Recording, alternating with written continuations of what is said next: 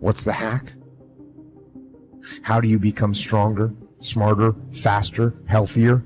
How do you become better? How do you achieve true freedom? People look for the shortcut, the hack. And if you came here looking for that, you won't find it.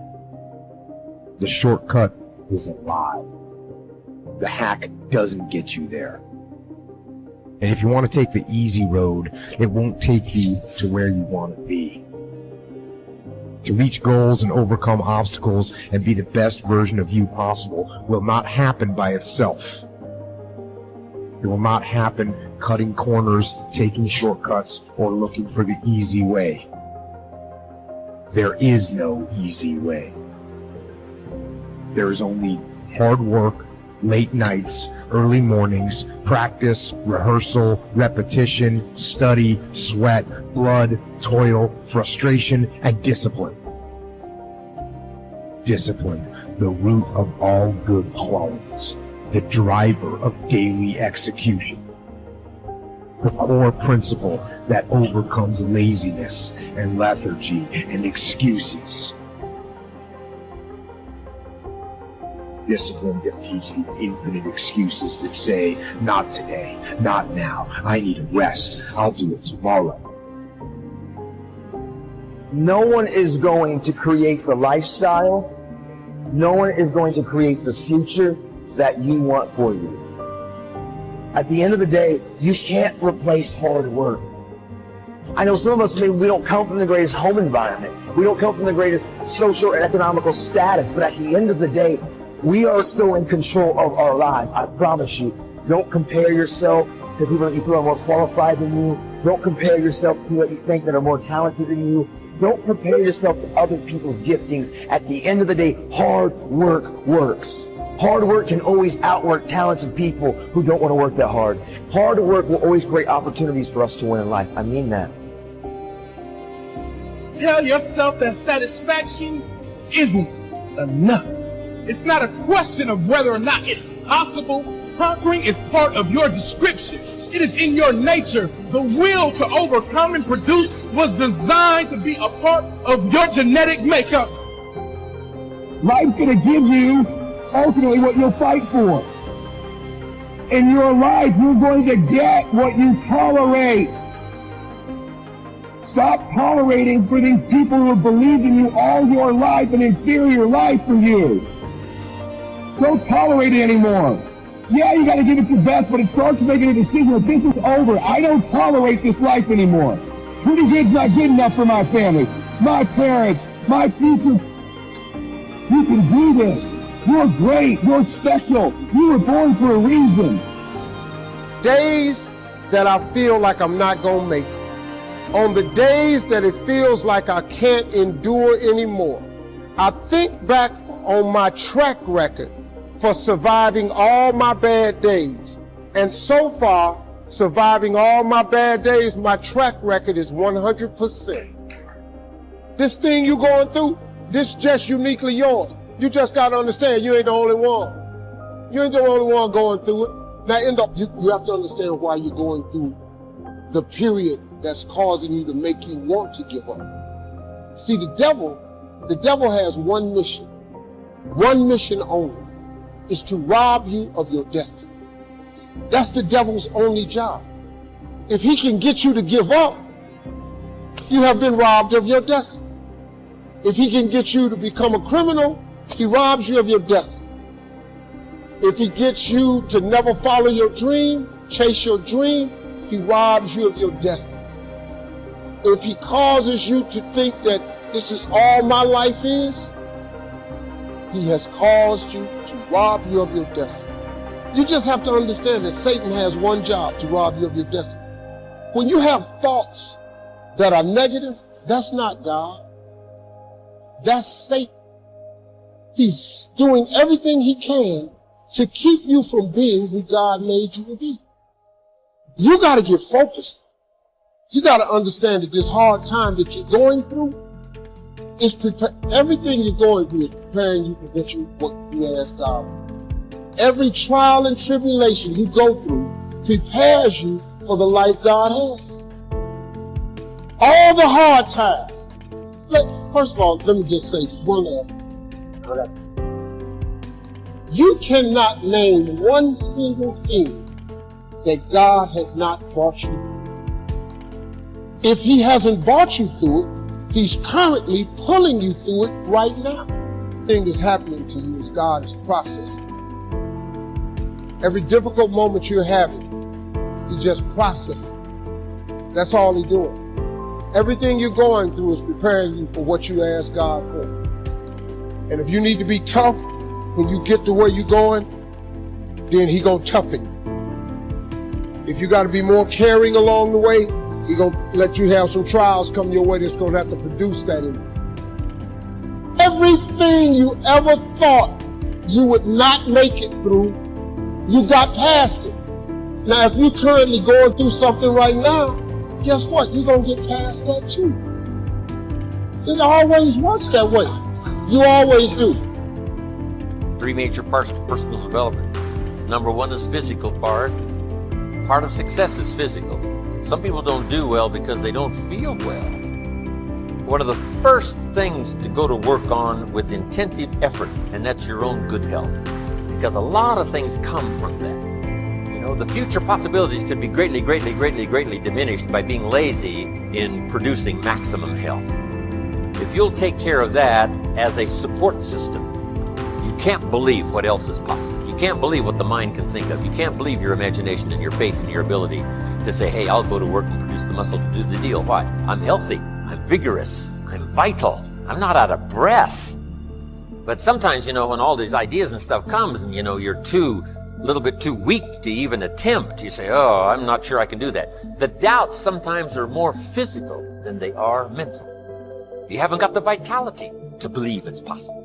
But if you've got the vitality and the strength and you've got the health to do it, I'm telling you, ideas seem to love to be invested in healthy people that have got the ability and the ambition to pull it off. They've got the health to do it. They've got the strength to do it. So why not start with the health and see if your own vitality would inspire you to more imagination? Because now when you imagine, you can pull it off. But if you can't pull it off, you know, why imagine? The imagination says, why to go to work and spin all these goals and stuff when the body isn't ready to produce? So start with physical. It's very important. Now here's some good ideas. There's scripture that says this, treat your body like a temple. Excellent phrase. A temple meaning something you take extremely good care of. Treat your body like a temple, not a woodshed. Here's why. The body and the mind work together.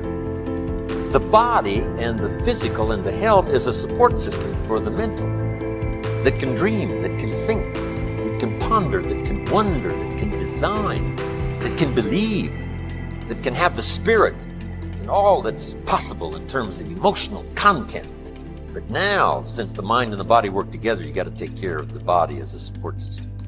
One wise man said sometimes the spirit is willing, but the body is weak. See, that's a sad combination, a willing spirit and a weak body. Sad. You wake up in the morning, right? The mind says, let's go get him. The body says, I can't even get out of bed. So have a talk with yourself and say, this is the last time I'm going to be out of breath. This is the last time I will lack the vitality to pull off my dreams. Because sure, the dream factory will shut down if you haven't got the vitality and the energy and the health to pull it. So start taking care. Now here's the key to be conscious of self, but not self-conscious.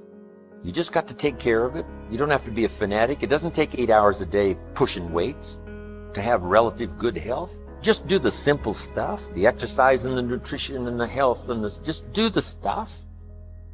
You know, for normal pulling off with vitality, the dreams that you want, just a simple little plan will do. Now also part of the physical is the outside as well as the inside. Interesting phrase written. It says, God looks on the inside, people look on the outside. So you got to take care of both. The inside for God and the outside for people. What's the old phrase? You never have a second chance to make a first impression. So the outside appearance is also valuable as well as inside vigor and vitality. Somebody says, well, people shouldn't judge you by, your appearance. Let me give you a clue. They do. Can't bypass that. Now, of course, when people get to know you, they'll judge you by more than just how you appear. But physical, outside, inside. Here's what's good advice. Make sure the outside is an excellent reflection of the inside. Take care of both. So first, in personal development, on these three parts is physical. Here's the second, spiritual. I am a believer that humans are a special creation. I don't ask other people to adopt my belief, but I simply am a believer that humans are unique among all life forms. And on spirituality, since I'm an amateur, here's the best I can tell you. 3 key words. Remember these words? Here they are. Study, practice, and teach. If you are a believer in whatever religion or whatever spiritual part of your program, these are 3 excellent words. Study, practice, teach. Don't neglect your studies on your own spirituality, whatever its origin, whatever your beliefs. Then practice, put it into practice so that, number 1, you become a good role model, first for your children. Then teach, pass it on. You got to pass it on to the next generation and the next generation. What if the next generation gets a little weaker and the next generation gets a little weaker? Now the family foundation is starting to be weakened, which now weakens the nation because the nation is built up of strong family foundations. Now here's the third part. First is physical, second is spiritual, third is mental. Some key phrases on the mental part. First, the mind must be nourished. Food for thought.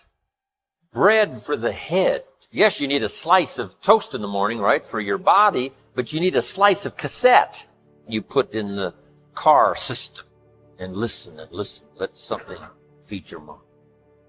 Here's what I teach in one of the other seminars on the mind, and that is stand guard at the door of your mind. Don't just listen to anything and everything. Make sure that you're your own best filter of what goes into your mental factory and spins out the fabric of your life and future. Stand guard at the door of your mind. Spend time. Be a selective listener.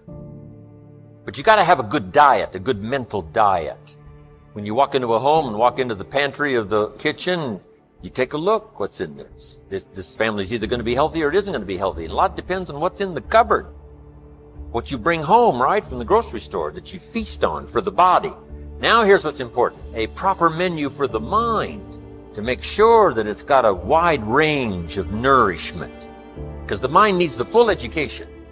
The education of the dangers of life as well as the possibilities of life. Life consists of really 2 major things. One is avoiding the dangers and taking advantage of the opportunities. That's what life is all about. Avoiding the dangers and taking advantage of the opportunities. Now, by education, you've got to be able to see both, where somebody points out to you, these are the dangers, these are the possibilities. And if you keep refining your ability to see the dangers, to avoid as many as possible, and to see as many opportunities as possible, and to maximize those as you go and refine and go produce and refine, now that starts to develop the foundation for what we call a good life, a productive life, a fulfilled life. And we need this mental input so that you'll have mental food to feast on long after the lights are out and we've left the premises. Now, we also need mental exercise. We talked about debate earlier. That's good mental exercise. Is it or isn't it? Here's what's important: to debate with yourself, to look at both sides of the issue. You must be a student of tragedy as well as triumph. You must be a student of ill as well as good. Ideas, learning to debate with yourself what's good, what's bad, what's good for you, what isn't good for you. Keep your mind vigorous. Study evil as well as good. You need a good library. And in this library, you need all kinds of diversity. You need a book on Gandhi and you need a book on Hitler. Gandhi to show you how high and lofty someone's ambitions that are noble can go, and the other one to show you how despicable and low someone can sink in terms of pure evil embodied in a human. Don't be afraid of the debate. Don't be afraid of the health debate. Don't be afraid of the religious debate, the spiritual debate. Don't be afraid of something you believe in to be challenged, because that's where the vigor and the flourishing of something is. It survives the debate. If it survives the debate, it's a pretty good idea. Okay, mental exercises. So, feed the mind, debate, exercise, a continual diet.